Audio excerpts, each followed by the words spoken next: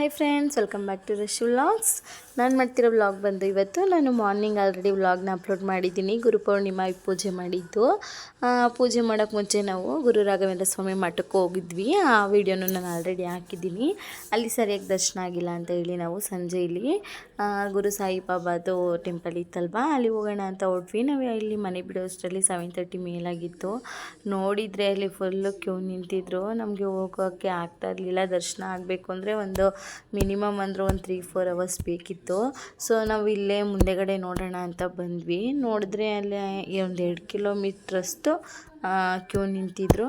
So ಮುಂದೆಯಿಂದನೇ ದೇವ್ರು ಕಾಣಿಸಿದ್ರೆ ನೋಡೋಣ, ನಮಸ್ಕಾರ ಮಾಡ್ಕೊಂಡು ಹೋಗೋಣ, ಇನ್ನೇನು ಮಾಡೋಕ್ಕಾಗಲ್ಲ ಅಂಥೇಳಿ ಇಲ್ಲಿ ಬಂದು ನಾವು ಪಾಪುನ ಮನೇಲೇ ಬಿಟ್ಟು ಬಂದಿದ್ದರಿಂದ ಲೇಟಾದರೆ ಪಾಪ ಅಳ್ತಾಳೆ ಅಂತೇಳ್ಬಿಟ್ಟು ಈ ಹೊರಗಡೆಯಿಂದನೇ ನಾವು ನೋಡ್ತಾಯಿದ್ದೀವಿ.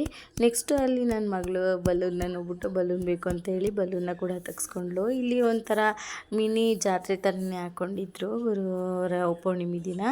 ಒಳ್ಳೆ ಚಿಕ್ಕದಾಗಿ ಎಲ್ಲ ಥರ ಶಾಪ್ಸು ಇಟ್ಕೊಂಡಿದ್ರು. ಅಲ್ಲಿ ಟೇಟ್ ಜಾತ್ರೆ ಥರನೇ ಇತ್ತು.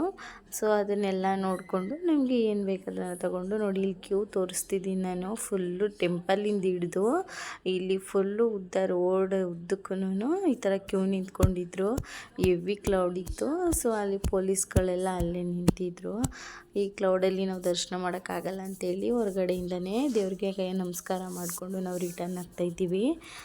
ಸೊ ರಿಟರ್ನ್ ಆಗಬೇಕಾದ್ರೂ ಅಷ್ಟೇ ಹೆವಿ ಟ್ರಾಫಿಕ್ ಇತ್ತು. ಇವತ್ತು ಗುರು ಪೌರ್ಣಿಮೆ ಇರೋದ್ರಿಂದ ಎಲ್ಲಿ ನೋಡಿದ್ರು ಫುಲ್ಲು ರಶ್ಶು, ಟೆಂಪಲ್ಸ್ ಎಲ್ಲ ರಶ್ ಇತ್ತು. ಹಾಗೆ ರೋಡ್ಗಳೆಲ್ಲ ತುಂಬ ಬ್ಲಾಕ್ ಆಗಿದ್ದು ಅಂತಲೇ ಹೇಳ್ಬೋದು. ಸೊ ನಾವು ಈ ರೀತಿ ಏನು ಮಾಡೋಕ್ಕಾಗಲ್ಲ ಅಂತ ಹೇಳಿ ಇನ್ನೊಂದು ದಿನ ಯಾವಾಗಲಾದ್ರೂ ಗುರುವಾರ ಟೈಮ್ ಹೋಗೋಣ ಟೆಂಪಲ್ಗೆ ಅಂತೇಳಿ ರಿಟರ್ನ್ ಆದ್ವಿ. ಇನ್ನೇನು ಮನೆ ಹತ್ರ ಬರ್ತಾಯಿದ್ದೀವಿ. ಸೊ ಈ ಹೊರಗಡೆಯಿಂದನೇ ದೇವ್ರಿಗೆ ಕೈ ಮುಕ್ಕೊಂಡು ನೆಕ್ಸ್ಟು ಮನೆ ಹತ್ರ ಬಂದ್ವಿ ನಾವು. ನನ್ನ ಮಗಳೂ ದೇವ್ರನ್ನ ನೋಡಿಲ್ಲ ಅಂತ ಏನೇನೋ ಮಾತಾಡ್ತಿದ್ಲು. ನೆಕ್ಸ್ಟ್ ನೋಡಿ ಮನೆ ಹತ್ರ ಬಂದು ಅವಳನ್ನ ಬಿಟ್ಬಿಟ್ಟು ನಾನು ಮೇಲ್ಗಡೆ ಬಂದೆ. ಸುಸ್ತಾಯಿತು ಅಂತೇಳಿ ಬರ್ತಾ ಇದ್ದಾಳೆ ಅಲ್ಲಿ. ಅಷ್ಟರಲ್ಲಿ ನಾನು ಒಳಗಡೆ ಬಂದೆ. ನಮ್ಮ ಚಿಕ್ಕ ಪಾಪು ಮಲ್ಕೊಬಿಟ್ಟಿದ್ಲು. ಸೊ ಮನೆಗೆ ಬಂದ್ವಿ. ಮನೆಗೆ ಬರೋ ಅಷ್ಟರಲ್ಲಿ ಸುಮಾರು 8:30 ಅಷ್ಟಾಗಿತ್ತು.